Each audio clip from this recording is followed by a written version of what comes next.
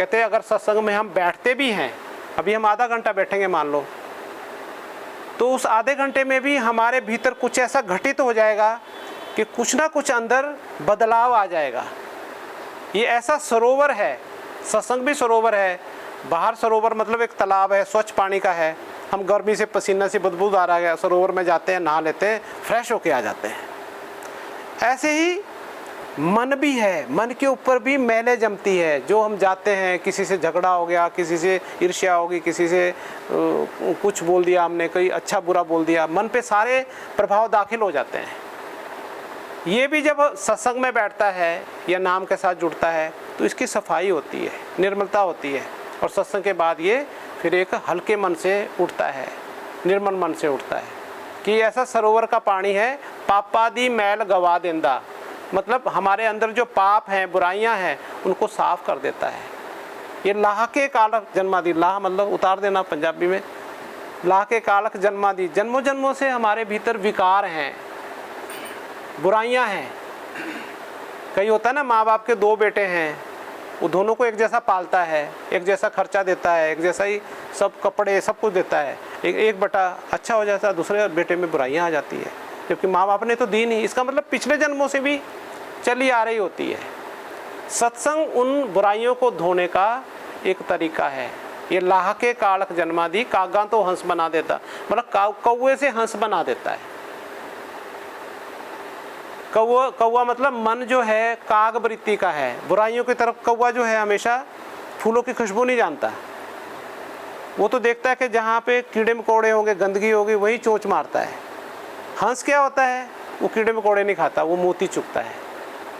ऐसा भी कहते हैं कि हंस की चोंच में वो गुण होता है कि पानी और दूध मिक्स करके दे दो तो वो चोंच लगाता है, उसमें से दूध खींच लेता है, पानी छोड़ देता है।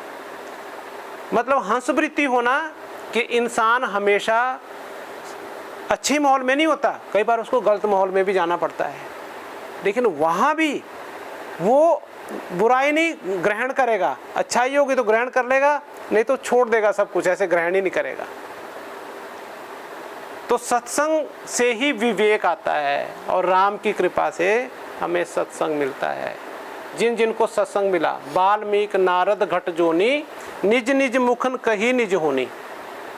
उदाहरण देते हैं कि भाई वाल्मीकि जी थे, अब उन्होंने तो अपना जीवन परिचय ऐसे लिखा कि वो पहले तो वो भी एक डाकू ही थे।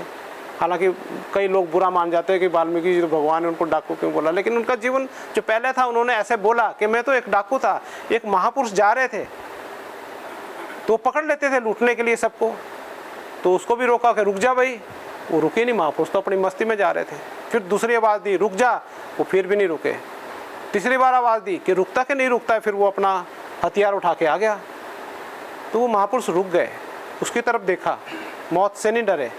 वो कहते मैं तो रुक गया, तो तू कब रुकेगा? तो वो सकपका गया, क्योंकि महापुरुषों में वो तेज होता है जो आम आदमी में नहीं होता, जिसके प्रभाव से बुरी प्रवृत्ति वाले लोग भी बुराई छोड़ के अच्छाई में प्रवृत्त होने लगते हैं, क्योंकि उनका ऑरा ही ऐसा होता है।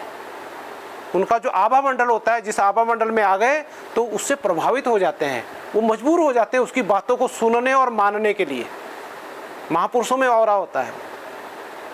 तो उन्होंने कहा कि क्या मतलब रुक जा, तू नहीं रुक रहा था, मैं तो रुका हुआ ही था। तो वो महापुरुष कह रहे कि मैं तो रुक गया, तू कब रुकेगा?